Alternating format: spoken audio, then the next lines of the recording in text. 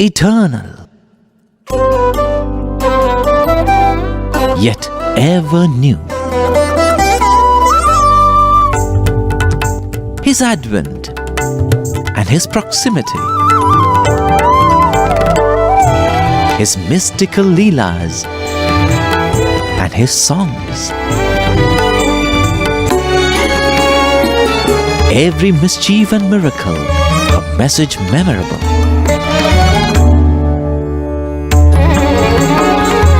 Every pain and travail, a precept enacted.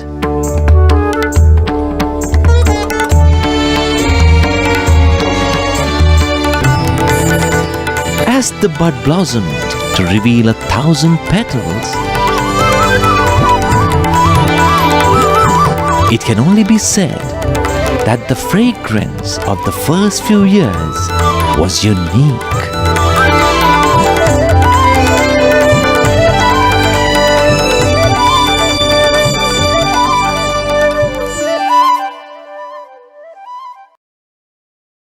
My most humble pranams at the divine lotus feet of Bhagwan Sri Sathya Sai Baba, our most loving and inspiring spiritual master. Om Sri Sai Ram, dear devotees. My name is Bal Dal and my co-facilitator is Tehseen Dal. We are deeply grateful for this opportunity to share with you and facilitate episode 1 of a spiritually transforming program in our Sai Centre in the ACT. We are also grateful to Sri Sathya Sai Media Centre in Prashanti Nilayam for permission to use video clips. Bhagwan incarnated to guide humanity from an unsettled and turbulent world to a glorious civilization of peace and harmony. For this, He gave His teachings through multiple modes: public discourses, vahinis, personal and group interviews, direct guidance, and establishment of massive humanitarian projects. He gave a singularly significant teaching in "My life is my message," and then "Your life is my message." What does this mean? This means we need to view very closely how He lived His life, how He interacted with others, what principles He illustrated. In this program, we have used video clips from His life to identify supremely important spiritually transforming messages. As we deliver this program in our Sai Centre of ACT, reflective questions are raised for introspection and contemplation. Then, important tools are identified for our spiritual transformation. A true measure of our devotion is to reflect, understand, and use these tools consciously for our spiritual transformation. The uniqueness of this program is that we obtain practical spiritual tools in a delightful and virtual satsang with Bhagwan Himself as He engages devotees in a divine play at a human level. This program starts with us to reflect on what a great opportunity it is for us to be living at a time of His divine descent. Okay, let us embark on this exciting spiritual journey now. It is indeed a great opportunity for us. Now, Brahmanush here has said it's indeed a great opportunity for us, and is referring to the divine advent. So the question is, how is Bhagwan's advent an opportunity for me? Let's individually reflect on this, and I shall ask Sujata for her input. Sujata, could you please give what it means to you as an opportunity that Bhagwan has come in His divine descent as an avatar? Sai Ram, great question. I think it's a great opportunity. In the past, we have had, as a child growing up, we've had other avatars and gurus, etc.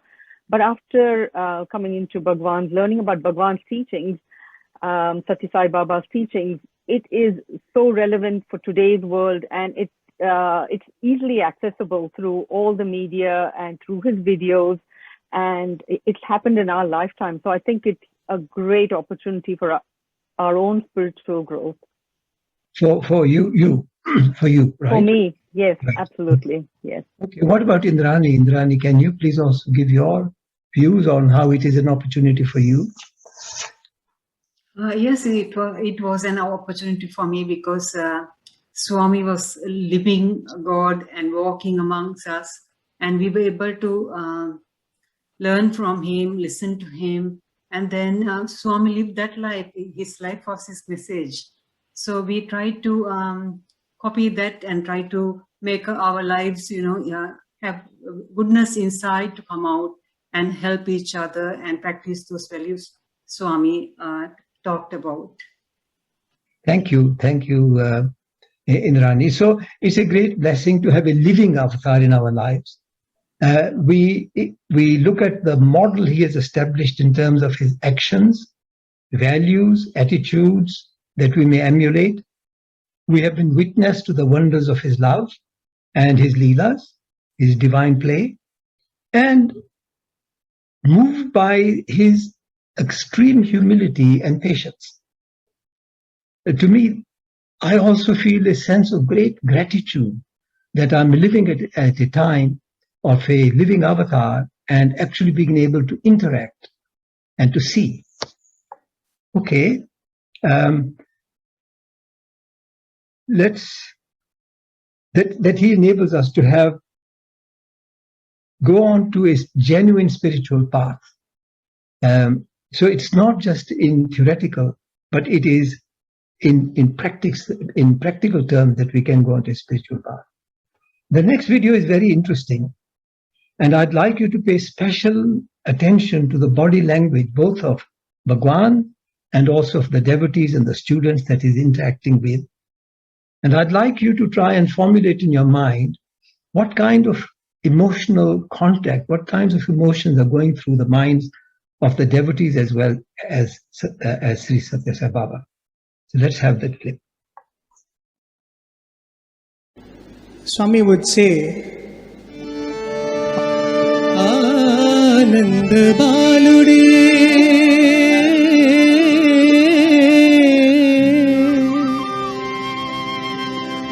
Anand Baludai,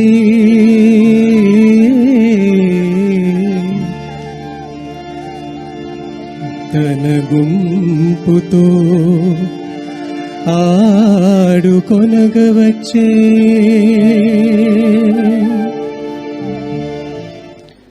It is that very same Lord who came as the son of Nanda, who has come to recognize those that belong to him.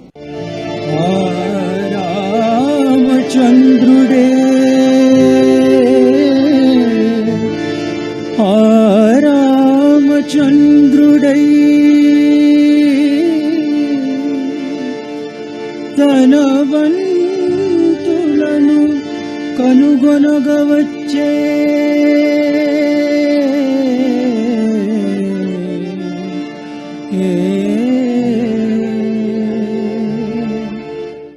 That very same Lord who came as Ramachandra has come as Aramachandra because he has enough time. As we go through his stories, we will see that how leisurely he spent time with his devotees. And that very same Lord whom we worship as Lord Shiva, he has come to play with those who he recognizes as his playmates.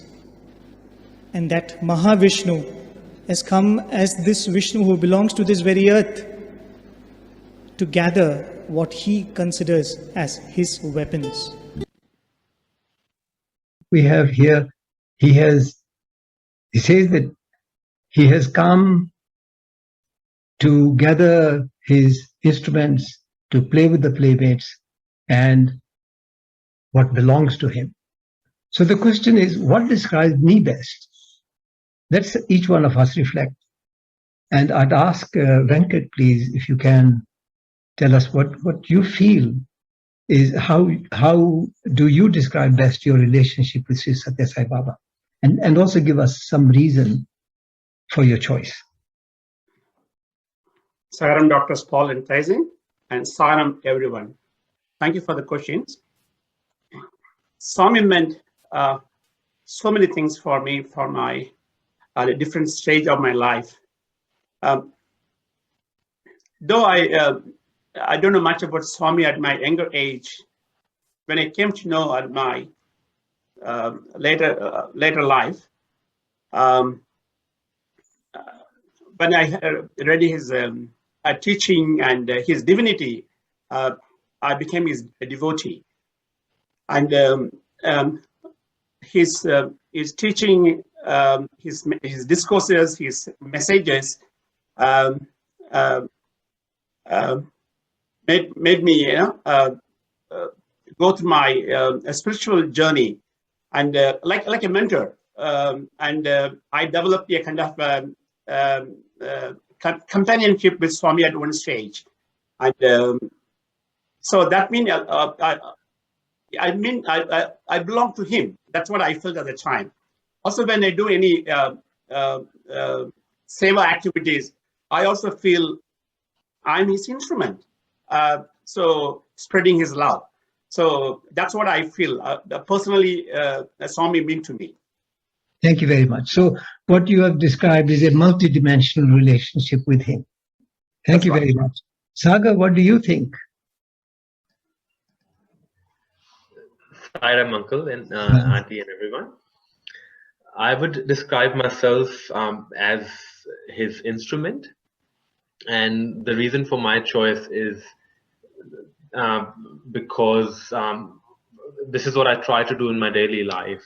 So whatever actions I perform during my day, so I try and reflect onto Swami's teachings and then implement them in my actions.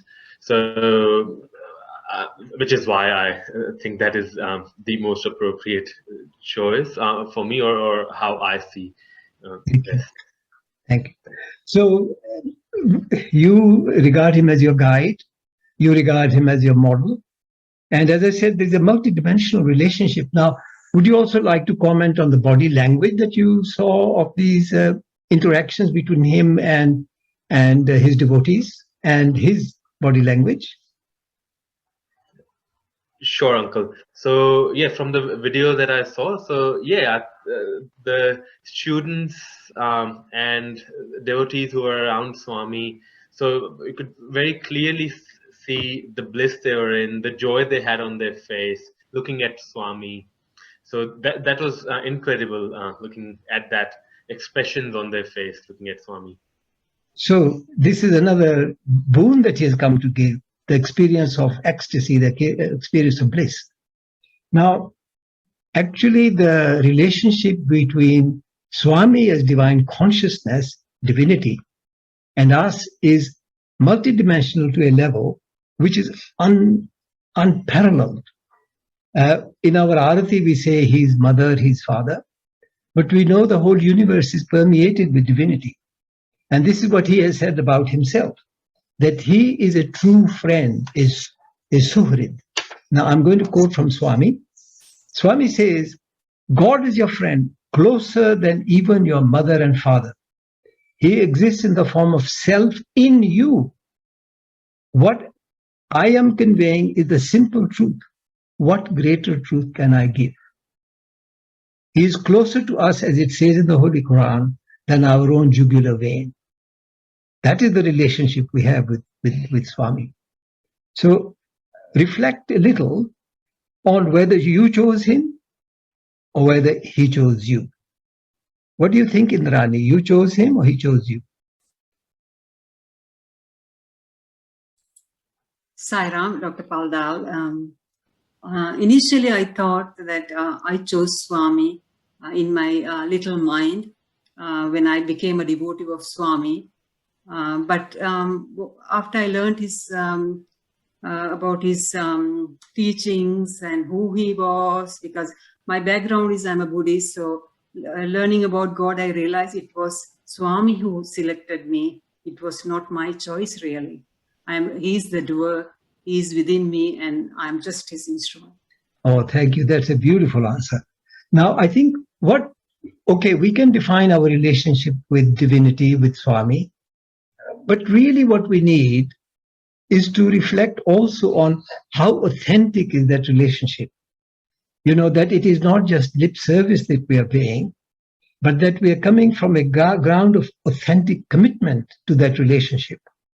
And I think that relationship has to go beyond lips to the very depth of our consciousness. And that is what is so beautiful about Swami's teaching. That authentic relationship. Okay? So assess in your own mind how authentic is that relationship and whether that authenticity can be enhanced in any way. So let's take a look at the spiritual tool that he has given us. So in our relationship, I cultivate an authentic relationship with the divine beyond rituals, beyond lip service, beyond simple statements, but coming from a heart-to-heart connection with divinity. So this is our tool number one. Okay, let's move on. Now, in moving on, there are 4 clips that are going to be shown sequentially about the divine descent. The circumstances he came in, the resources he brought, the family he had, and what Puttaparthi was like. So the first one, the first clip is about the world situation in 1926 at the time of his birth. What happens when God himself chooses? Swami says, beautiful padyam where he describes the advent. He says, Yugadharma paddatul vigalitamayunda nayamarga munadrippi nadupu koraku. The world is full of chaos and everybody is going the wrong way.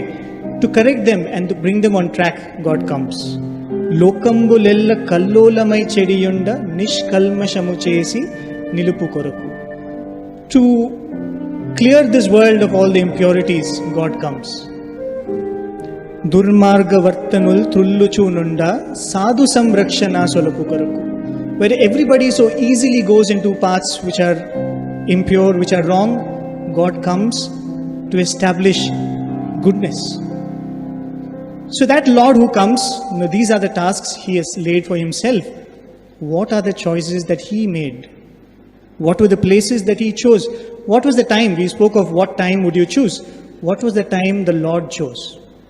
He was born in the year 1926. That's not unknown to us. But when was 1926? It was bang in the middle of 2 world wars. The First World War and the Second World War. And how was it?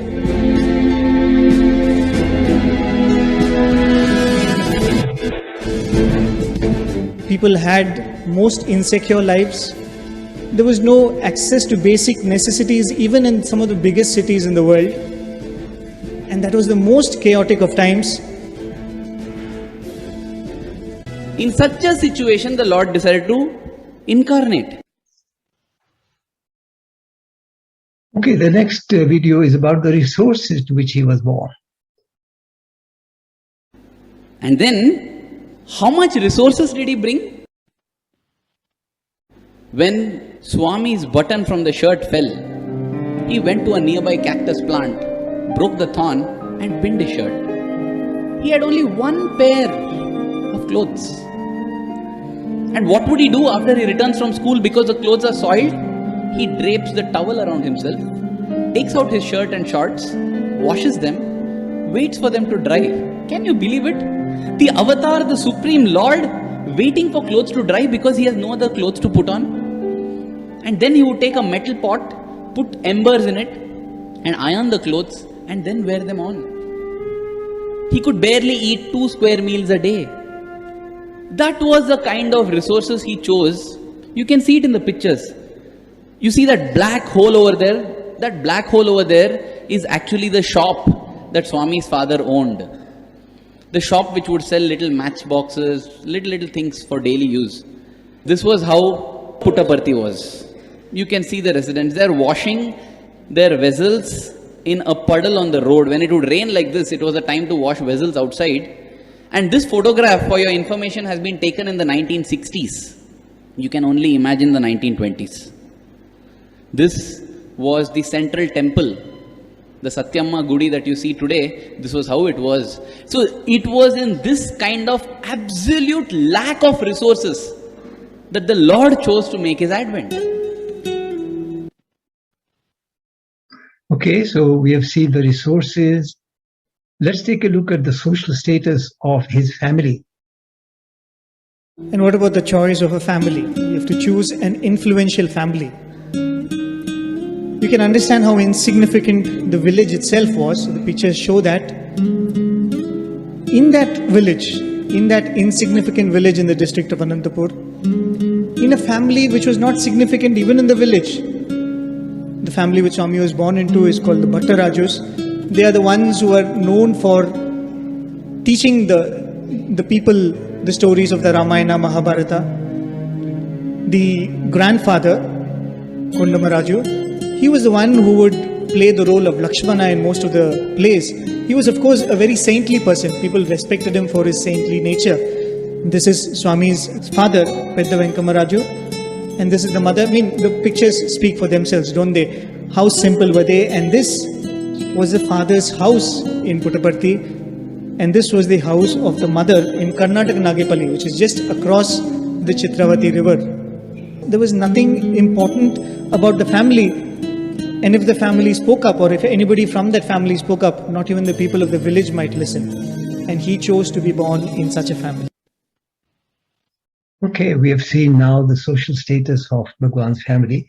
Let's take a look at what Puttaparthi was like. Puttaparthi was described as being a stone's throw from Stone Age in the 1960s.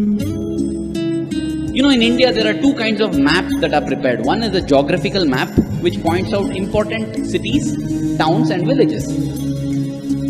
The other is the postal map. Now you see, the geographical map does not have every village on it because every village is not important. But the postal map has to include each and every village because people live in each and every village and they would like to write letters to each other. And therefore, every village is mapped onto the postal map of India. Puttaparthi was not on the postal map of India also. The post would arrive to neighboring Bukkapatnam, from where once in a fortnight or once in a month, it would be bundled in a sack and got here. That was the kind of place Puttaparthi was. Such was the remoteness of Puttaparthi, and the Lord chose Puttaparthi to take birth. Okay, so you have looked at this. Bhagwan made his divine advent at a troubled time into a family that was neither influential nor endowed with resources, in a remote village that was not even on the postal map of India. So what does this mean for us? So the reflective question is, what is the spiritual significance of Bhagwan's circumstances of advent in my life? I think we have to reflect of the significance of his advent and the circumstances of his advent. So Sujata, can I ask you to make a comment, if you would, please?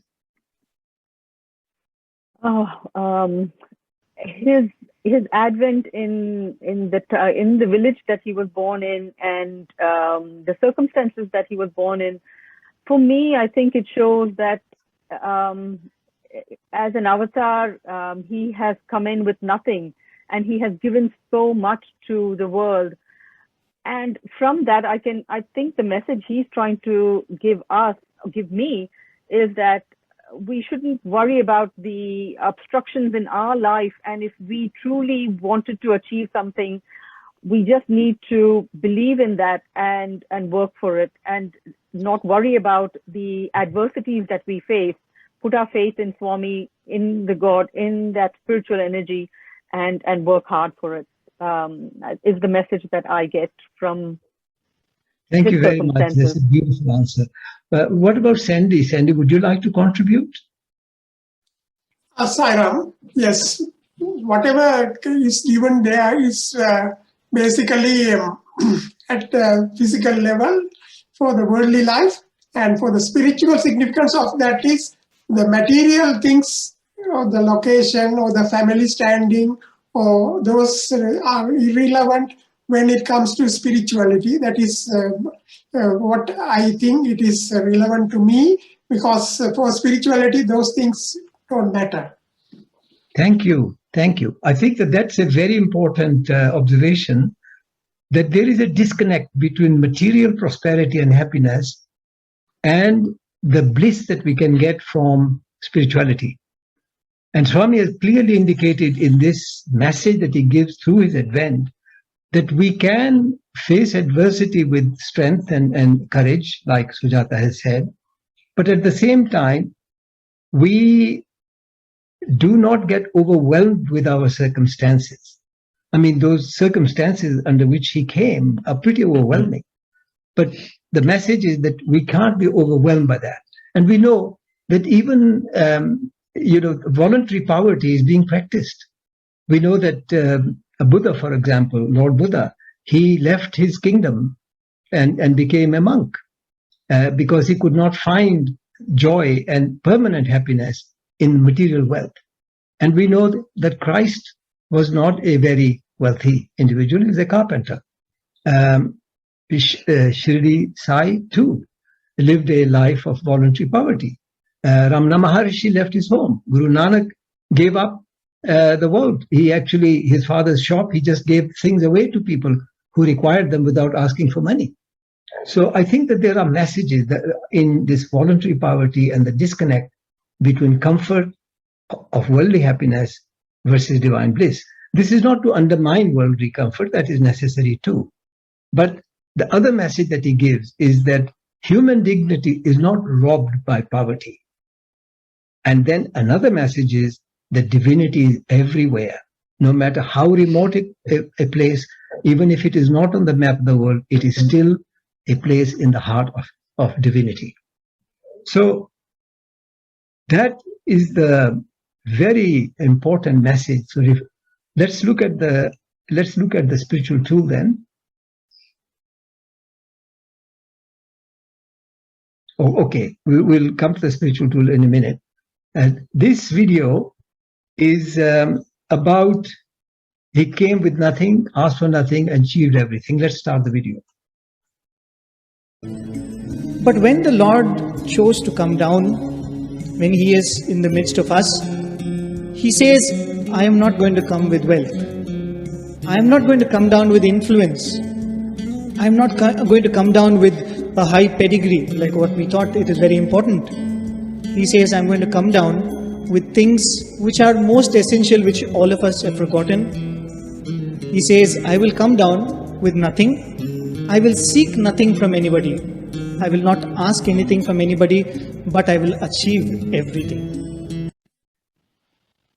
Okay, this next slide. Bhagwan said, I have come with, or that's what Prem was saying, he has come with most essential things that have been forgotten. So let's take a look at what do you think are the most essential things that we have forgotten. Can I ask Indrani, please, what do you think? Sai Ram, Dr. Palda. I think the most essential thing that we have forgotten is that the inner goodness in us, because we are taken up by all this Maya and our body consciousness, and we forget who we really are. So that's the most essential thing. What I think is that what we have forgotten really. So Swami came to make us remember that who we really are, that we are ourselves is God. Thank you. Thank you, Rani. That's a great answer. What about Giri? Giri, what do you think? So a few things crossed my mind, and one of it was we've lost conscious living. We seem to be reactive. We are, we tend to be mindful more of distractions rather than focusing on the divinity within us. Great answer. So what we have forgotten is how to live a life of peace and sanity, how to be free from a state what Lord Buddha called dukkha, which is anxiety, regret, guilt, stress, general dis-ease, preoccupation with the trivial, wrong values, etc. We have forgotten how to live a life that is anchored in bliss and in abundance. So essential things being knowing the purpose of life, being self-aware, and as you have said, Giri, being self-conscious, being mindful of the distractions that surround us, being mindful of our prejudices and limitations, our addictions and hang-ups, and working to free ourselves from that. Now, that's a very global sort of concept. What is the extent? Let's assess what is the extent of my forgetfulness of these most essential things. Rajesh, would you like to give an answer to that? Salam, Uncle, and salam, everyone. Yeah, I was just actually contemplating on the second part of the question as you were narrating the extent of my forgetfulness. I would treat it like before Swami came into my life, out of a scale of 1 to 10, 1 being that I'm improving, 10 being that I've forgotten everything. I would say I was there at 10, where all these things that you have explained, that Lord Buddha explained as dukkha or guilt conscious or all the negative traits was right there. But as Swami started churning my heart and transforming me from episode to episode, I think this extent is come down significantly. I would not claim that I'm there, but definitely Swami has helped to remind me that what is the purpose of the avatar that he has come and how we need to use that opportunity. But yes, I was initially deep into the forgetfulness. Okay, I think in terms of our assessment, can I ask Aruna to share that please as well? Sairam, uncle. What is the extent of my forgetfulness? As I don't think most of the time, at least I won't remember that, what Swami wants us to remember, that you are divine, but in human body. But the one thing that I will remember is like to speak to Swami all the time and, speak my mind to him. But that what I have to remember, like what Swami says that you are divine, probably I forget most of the time, unless I'm specifically doing some prayer or reading Swami's thing. Thank you. Yeah. Thank you. Aruna, I think that is the state of most people. And most people, and Guru Nanak says that it is a razor's edge. Spirituality is not an event. It is a process. It takes time. We are so accustomed to functioning at an organic level that we don't rise to the spiritual level all the time. So we need constant reminders. We need constantly to update ourselves on the teachings. So that's the state with most people. Let's move on to the next slide. Okay, this slide, I'd like to ask Rajesh. Rajesh, what do you see in this slide? Yeah, Uncle, I think most of us are aware these are the beautiful monuments that Swami has created in his physical sojourn. But really, that is very symbolism that is behind each of this. And as I look through the pictures, these are the thoughts that come to me. So I think the top corner where we see the university building, I think that's where we got not only our worldly knowledge but also the spiritual knowledge. So that's taming our mind in the right direction. The bottom, which is the temples of healing, is not only to help us to treat our physical health but also our spiritual health as well. And that's why I see the symbolism over that. The Kulwant Hall is where we see Bhagwan, we see his darshan, we have an opportunity to interact with him, we get the spiritual gems and wisdom from him. So it's definitely the place for transformation. And down below is where I see the stupa for which he came and gave the message that, the unity of all faiths and religion, and to respect each religion for what it stands. So I think that's a very, very important thing that the world was lacking, and he gave that understanding to us. The planetarium signifies universe. So he is the creator of the universe. It signifies, it glorifies his divinity. And finally, water. I think the world cannot survive without water. So water itself is the life element that he has gifted humanity. I think this is my thoughts, Uncle. Okay, thank you very much. Very deep reflection, Deep reflection. Rajesh. Okay. What about you, Sandy? What do you see?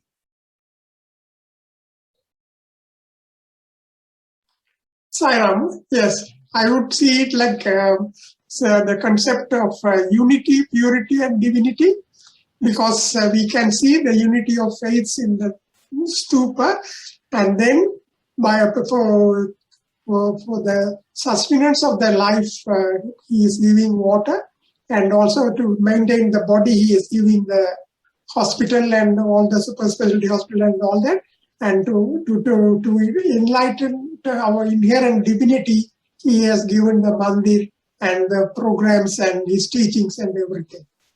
Thank you. So what happens in these institutions, I guess, is transformation. It's what is going on in these various institutions that is important. For example, the ashram is symbolic of peaceful living in a spiritual community with purposeful devotion. The university is the marriage of the secular with the spiritual in our hearts. Stupa is overcoming the prejudices about different faiths and becoming conscious that all faiths are equally valid. Planetarium, as Rajesh has said, is universe within us, within Swami. And these are manifestations of what? Of his unconditional love for humanity. So let's take a look at the spiritual tool that this one gives us.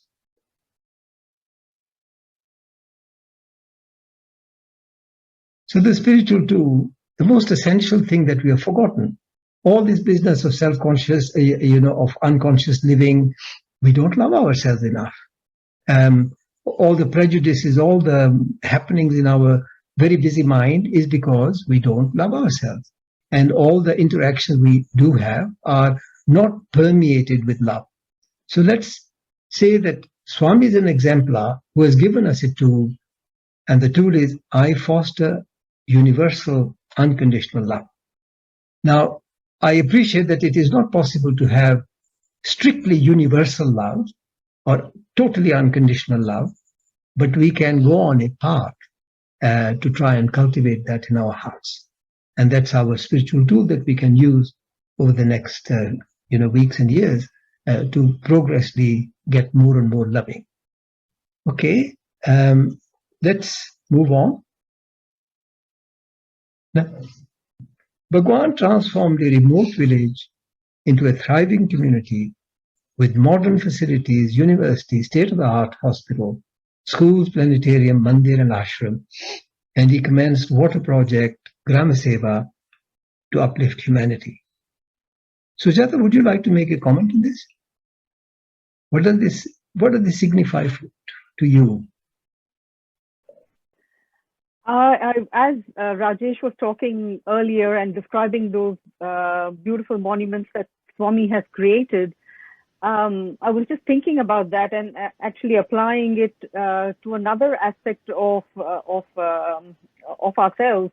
We talk about the different koshas, etc., pranamaya kosha, etc. And I was thinking, perhaps these different institutes, these different buildings are for us to transcend through those koshas, the pranamaya koshas, the hospital and the water project. Then the universities deal with our manomaya kosha, our intellect. And then as we progress into Prashanti Nilayam is where, the divinity, the love exists. So the universal love that you just spoke about, I think going through all these monuments that you have and that are on this slide as well, I think, deal with all of that. And I think that's the journey perhaps that he was trying to take us through, show us in actual form by making all this for us. That's what has suddenly occurred to me now. Okay, so let me put it in spiritual terms as spiritual tools, I guess, or spiritual ferment within us. I would say that these various institutions show how to cultivate integration of mind and heart, how to self-heal. This is the temple of healing, self-heal. How to manage our stress, how to live healthfully, how to balance life. How to have a satsang with the deeper truth within us all the time, which is encapsulated in the mandir. How to withdraw from the worldly concerns, which is the ashram. These are the actual metaphors for certain inspirations within us, certain transformational inspirations within us. Okay. Service of need, how we actually cultivate abundance in order to be able to meet with the needs of other. Life of oneness. Now, Sujata, while you're on there, what do you think was Bhagwan's toughest challenge? I think humanity, us, our layers that we have of illusion, of Maya, of all of that is what I think he probably faced as the toughest challenge. He came to transform us, and he, gave us, has repeatedly given us so many messages, so many ways in which we can transform ourselves. But we constantly are pulled back into this illusionary world. And I think we ourselves are, I think perhaps the toughest challenge that Swami faced. In transforming us. Yes. We have to have, he is compassionate, but we have to have compassion for ourselves too. If we are compassionate, we will not be in a mess. Because our educational system, our whole world works on materialism and on a head culture. We are poverty within the heart culture. And if we move on to the next slide. Now, I might ask Giri, have a look. Giri to have a look at this composition and see what you think about this. Sairam, Uncle, Auntie, everyone. So the insight I get when I look at this is the black heart and the poverty. So the black heart, darkness in various cultures signify a lack of, an absence, or an ignorance, a poverty of enlightenment, if you want to call it. Red in a lot of cultures also reflects prosperity, stands for prosperity, and the images that we are looking at sort of could symbolize a flourishing of spiritual prosperity. When I look at the colors and the contrast of images, what comes to mind is, for spirituality to progress, one of the substrates that one needs is peace. Prashanti Nilayam is looked at as the abode of supreme peace. And when thinking about that, I can't help but thinking of the Shanti mantra, Asatoma Satgamaya, lead me from illusion to reality. Tamasoma Jyotirgamaya, lead me from ignorance to knowledge. Mrityorma Amritam Gamaya, from death to immortality. So I see that link and that ultimate goal to which we all aspire to go to or to attain. Thank you, Giri. That's a beautiful answer. Okay, let's move on to the next one. So we have to, as Giri has captured that, we have to create Prashanti Nilayam in our hearts. That means that we have to, and this is spiritual too, that we have endeavored to live continuously in the presence of divinity, in the divine presence. So we can invoke it through, mantra. We can invoke it through conversation, as Aruna shared. We can invoke that presence in a number of ways, but we have to invoke it. We have to be continuously aware of divine presence. This is a skill and an art, and that's a very important spiritual tool. All right. Now the next video will give you a glimpse of divinity. Let's have a look at that, and then we have a discussion on that. Maybe at this point we could narrate some of the many things which Swami has done, which only proves this point you have said. After all, he is God. After all, he can do whatever he wants. Many years ago, after Swami had declared himself as the avatar come for our redemption, he would take groups of devotees to Chitravati. That was the thing, the story we've always heard. So Swami would take one particular path and take the devotees to Chitravati. And en route in that path, there was an old lady who was staying all alone in a small hut. So every evening when Swami would come that way, this old lady would come out of her hut and she would pray to Swami for permission to do Pada Puja for Swami. She would offer tulsi leaves at Swami's feet and she would worship Swami's feet and go back into the hut. She would never follow Swami to the Chitravati. So this was a practice. Swami blessed her with this opportunity. One particular day, Swami looked at her and said, "Why don't you come along? Why don't you join us for our Chitravati session?" So she was overjoyed at this invitation, so she came along. So Swami sat there in the Chitravati sands, everybody sitting around. Then Swami looked at this pious old lady and Swami asked her, "Amma, do you want anything? What do you want? You tell me, I'll give you." And this lady promptly asked for something which none of us could have imagined. She said, "Swami, my husband passed away. It would be very nice if I can have a photograph of my husband." So Swami said, "Manchidi, has your husband ever been photographed?" He said, "No, Swami. He died before cameras ever came to this region." So when did he die? Swami, 20 years ago. So he died 20 years ago, which means Swami has never seen him. He was much before Swami's time. He's never been photographed. In fact, he has never lived in an era where he has seen a camera. He is no more, and this lady is asking for a photograph of her dead husband who has never been photographed. Swami very casually says, "No problem." And typically, like Swami would do, Swami makes a mound of sand, puts his hand inside and pulls a crisp photograph of her handsome looking husband. If Swami can do this, does he need to come with power? Does he need to come with money? Does he need to come and be born in an influential family? Now it was said that Swami is God, he can do anything. Does he need anything? I'd like, Rajesh, you to share a story you shared with us once about Swami and that. Can you please share that? Yeah, thanks, Uncle, for this opportunity. I think it was indeed a beautiful story of the glimpse of divinity of Bhagwan. But I wanted to give a different perspective through this story because any message that Bhagwan has given us is life transforming. So this particular incident actually happened in Kodaikanal. So towards the end of that particular trip in Kodaikanal, Swami wanted to recognize the efforts of the staff, which included the sevadars, the cooks that cooked for Swami, the police staff, the security staff. So he wanted to recognize the efforts, and for which he wanted to distribute,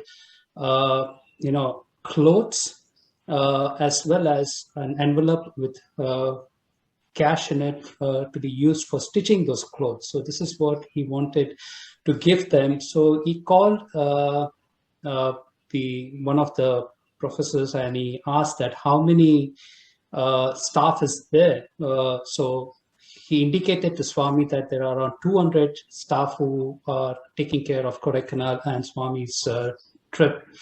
So Swami called a few boys and he asked them to make the clothes ready as well as the packets of cash ready. And he said the following day he would give them to the Sevadal staff. So The next morning, when the staff, including the Sevadal and the police, assembled in the hall, Swami went to see, and what he saw was not 200, the number that was given initially. What he saw was there were 400.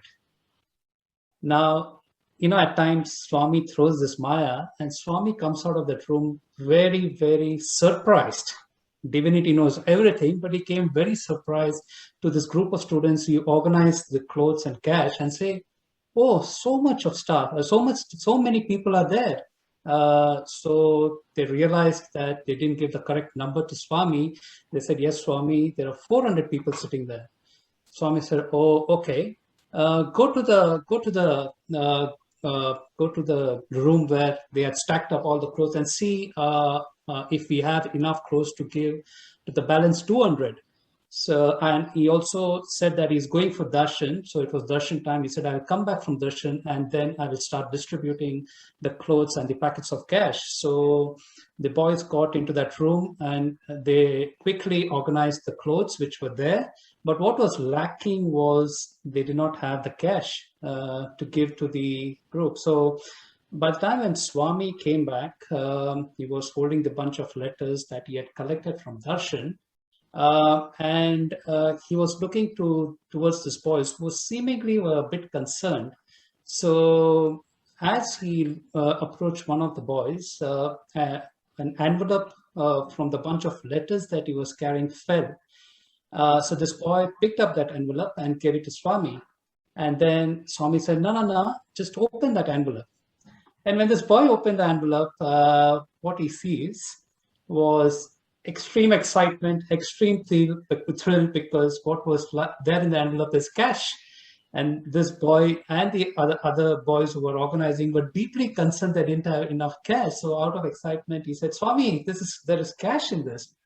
So Swami was very calm and very peaceful. Swami said, I know.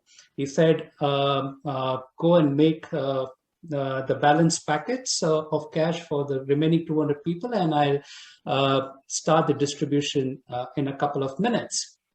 Now, this boy, out of this excitement, he said, "Swami, it is out of your love that this has happened." And Swami gave a beautiful message. And I think this is the takeaway message for each one of us, because we always keep giving this sort of an excuse. Oh, Swami is God. He can do anything. But the message what Swami gave, and I'm going to read it verbatim because I don't want to make any adjustments to the message which he gave. So what did Swami said was, he said to this boy, "I did not use my power for the envelope. But I want you to know that whenever you have a complete selfless thought to want to make a difference to someone, the forces of nature will make it possible." I repeat the last line what he said. The forces of nature will make it possible. And I think this was a life transforming message for that student and for me as well when I heard this episode. And honestly, I stopped giving that excuse that, oh, whatever Swami has created is not because of his divinity, it's because his thoughts were selfless and pure, and his unconditional love, and the forces of nature came and gave him whatever he wanted. Thanks, Uncle.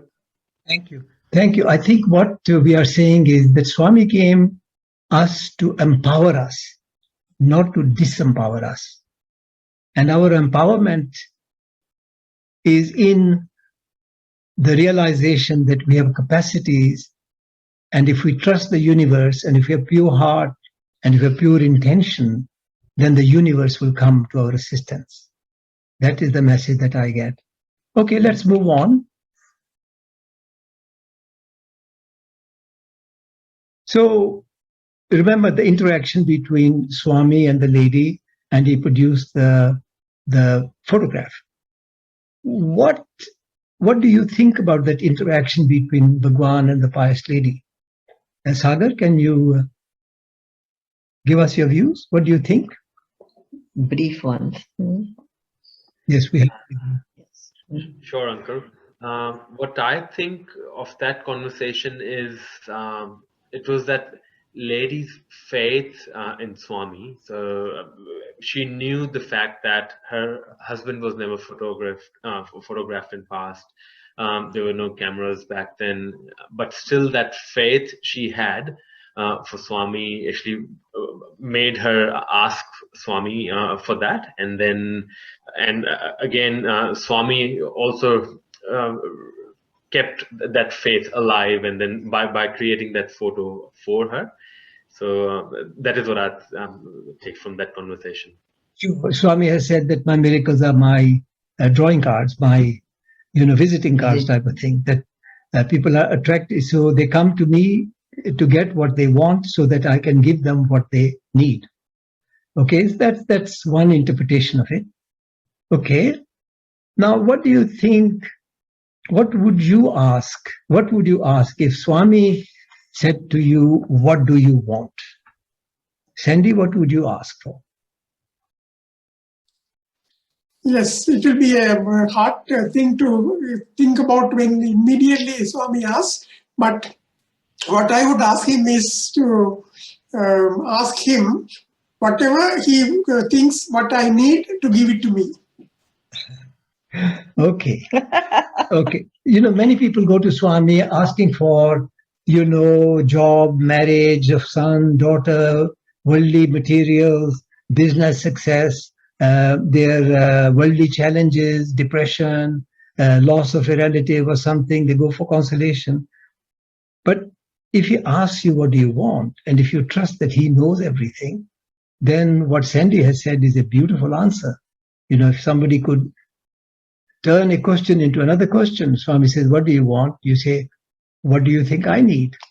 Give me what I need. That would be a very, very powerful answer. So even though it looks as if this lady asked for something very trivial, and divine universal force came to her assistance to give what she wanted, she could have asked for moksha. She could have asked for peace of mind. She could have asked for grace. She could have asked for anything. Okay, let's move on to the spiritual tool.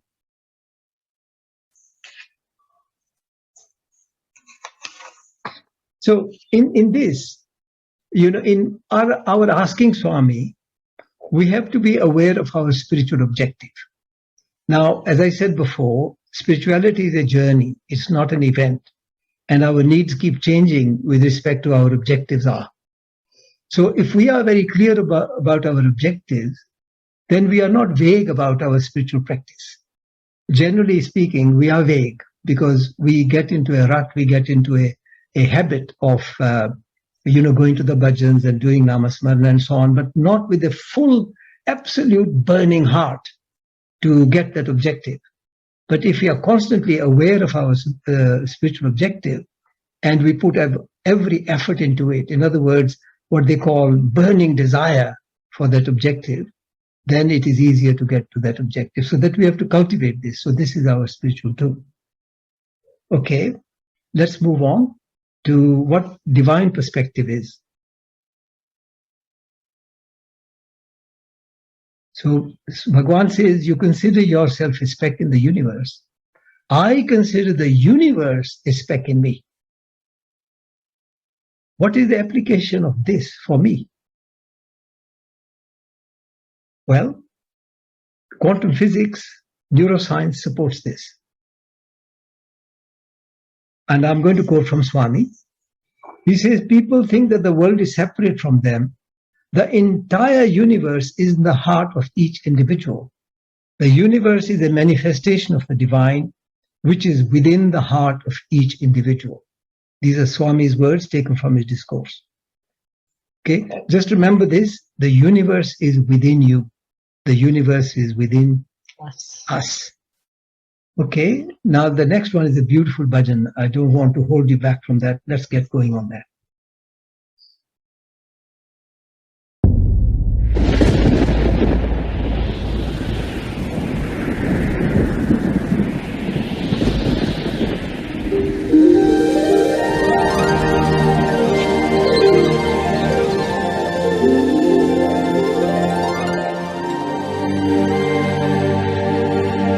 ब्रह्मांड नायका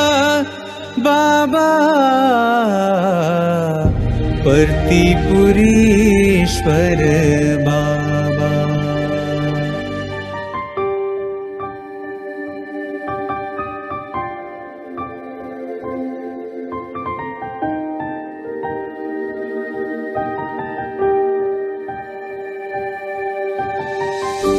चांद और सूरज तुमने बनाए,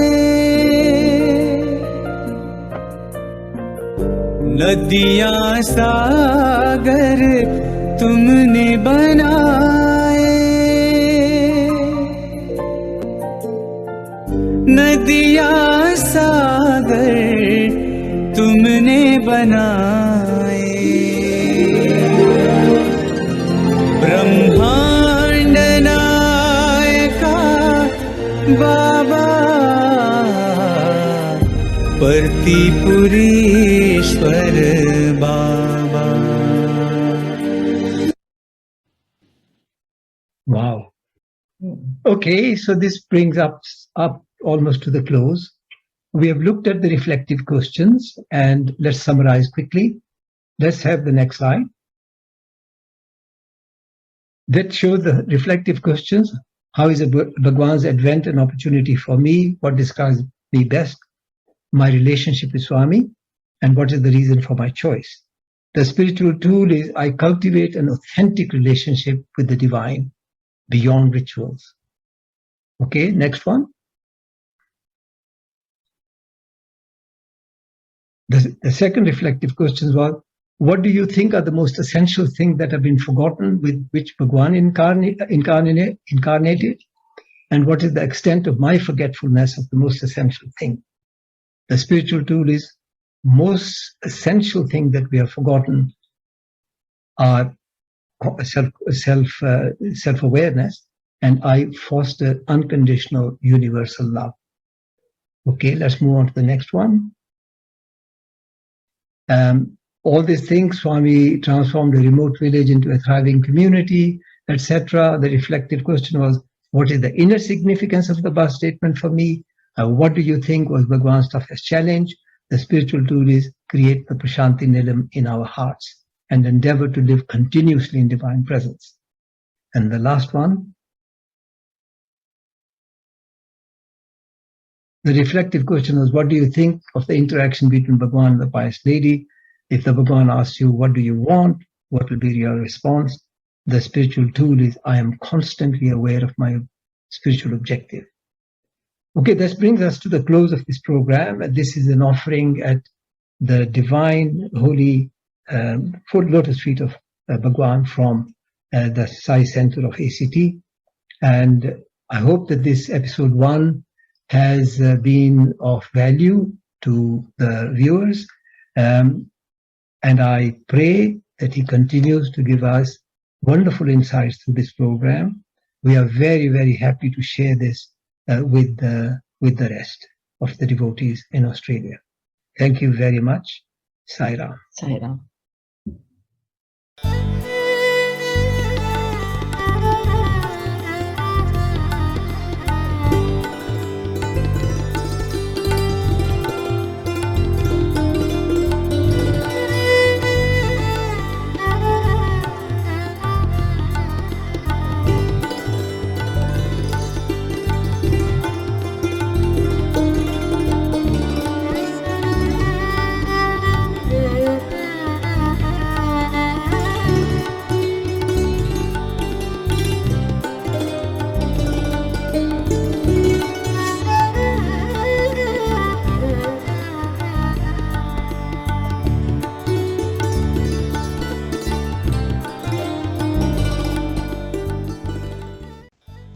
Sairam all.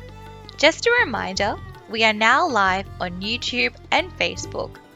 You can search on YouTube for Sai Organisation of Australia.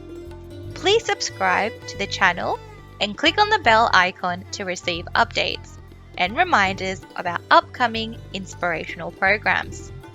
On Facebook, please search for Sai Organisation of Australia and like and follow our account.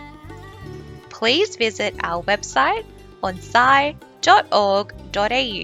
to keep updated with upcoming programs in the 96 Days devotional offerings, news of our service activities, and inspirational updates.